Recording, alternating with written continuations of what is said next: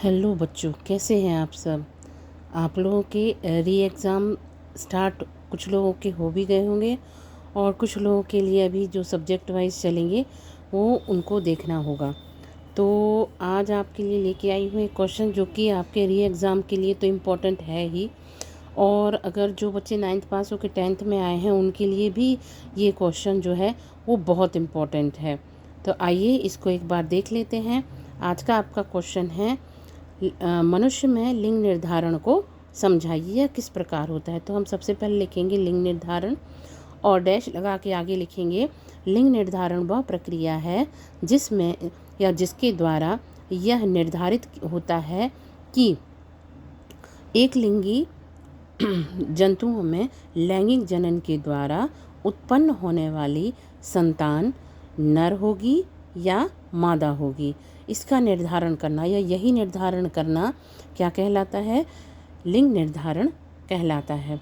अब इसका हम एक डायग्राम टाइप्स बनाएंगे जिससे कि आपको भी जल्दी समझ आ जाएगा, और अगर आप इसको एग्ज़ाम में बना देंगे तो जो भी वैल्यूएशन करेगा आपकी कॉपी का उसको ये पता रहेगा कि आपको इसका आंसर पता है। तो एक साइड लिखना है मेल या मादा और दूसरी साइड लिखना है एक साइड लिखना है फीमेल मादा और दूसरी साइड लिखना है मेल यानी कि पिता। तो माता और पिता, माता के अंदर या फीमेल के अंदर क्या होता है, अंडाणु या जिनको हम इंग्लिश में बोलते हैं एग, और पिता में क्या होता है, स्पर्म होते हैं या शुक्राणु जिनको हिंदी में कहा जाता है। जब इन दोनों के बीच में फर्टिलाइजेशन कराया जाता है तो क्या बनता है, सबसे पहले युग्मनज की जाइगोट का निर्माण होता है। यही आगे चलकर कुछ दिनों के बाद एक भ्रूण का निर्माण करते हैं जिसको हम आप बोल सकते हो कि एम्ब्रियो भी इसको बोल सकते हो आप।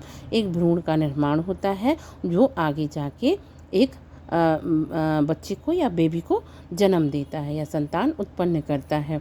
अब इसमें गुणसूत्र किस प्रकार के पाए जाते हैं, तो चाहे मेल हो या फीमेल हो दोनों में 23 जोड़ा गुणसूत्र पाए जाते हैं। यानी कि अगर हम गुणसूत्र का पूछें तो 46 गुणसूत्र होते हैं। ये बच्चों कभी कभी क्वेश्चन में भी आता है ऑब्जेक्टिव में कि मनुष्य में या नर में या मादा में कितने जोड़ी गुणसूत्र पाए जाते हैं। तो अगर जोड़ी में पूछा गया है तो 23 जोड़े लिखेंगे, और अगर ऐसे ही पूछा है कि कितने गुणसूत्र होते हैं तो 46 गुणसूत्र लिखेंगे, 46 गुणसूत्र लिखेंगे।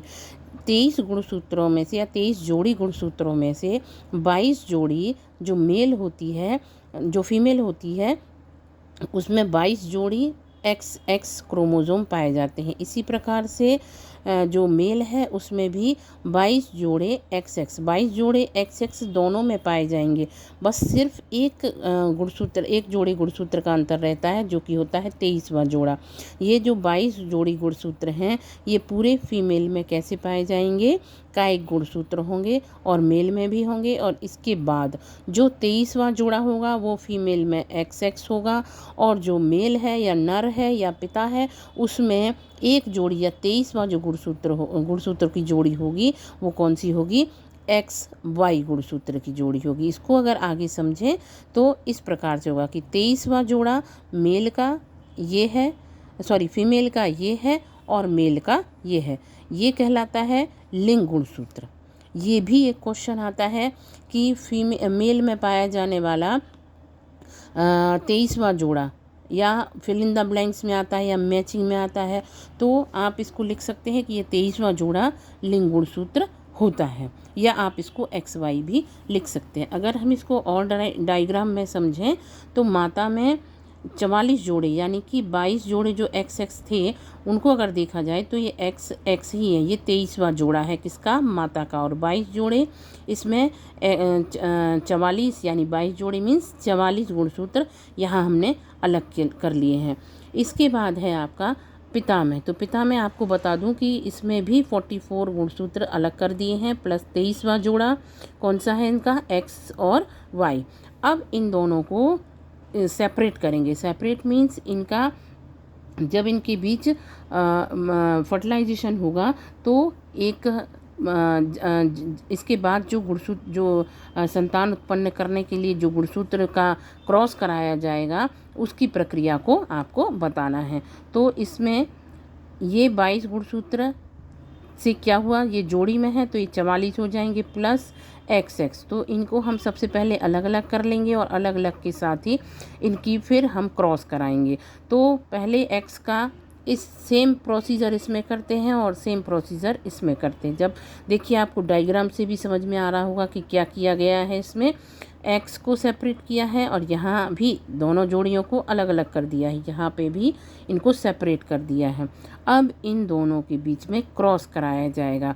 तो पहले क्रॉस से क्या बनता है, पहले इसका X और इधर वाले का X, तो बनेगा XX, फिर यहाँ वाले का X और उसके सेकंड वाले का Y, तो बनता है XY। सेम प्रोसीजर इसके साथ करेंगे तो पहले बनेगा XX और दूसरे वाले में बनेगा XY।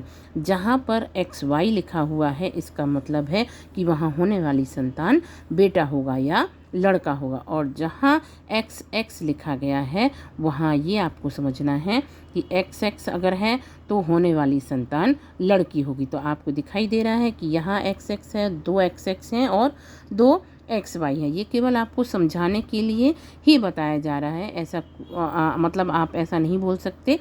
तो अगर मैं आपको समझाऊं तो इसमें अगर हम देखेंगे तो इसमें लगभग 2 XX हैं और 2 XY हैं।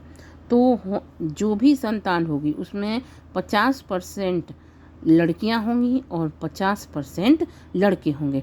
जो पुरानी कथाएं या पुरानी मान्यताएं हैं उनके अनुसार अगर बेटा हुआ है तो उसके लिए भी माँ जिम्मेदार है और अगर बेटी हुई है तो उसके लिए भी माँ जिम्मेदार है, जबकि ऐसा कुछ है नहीं।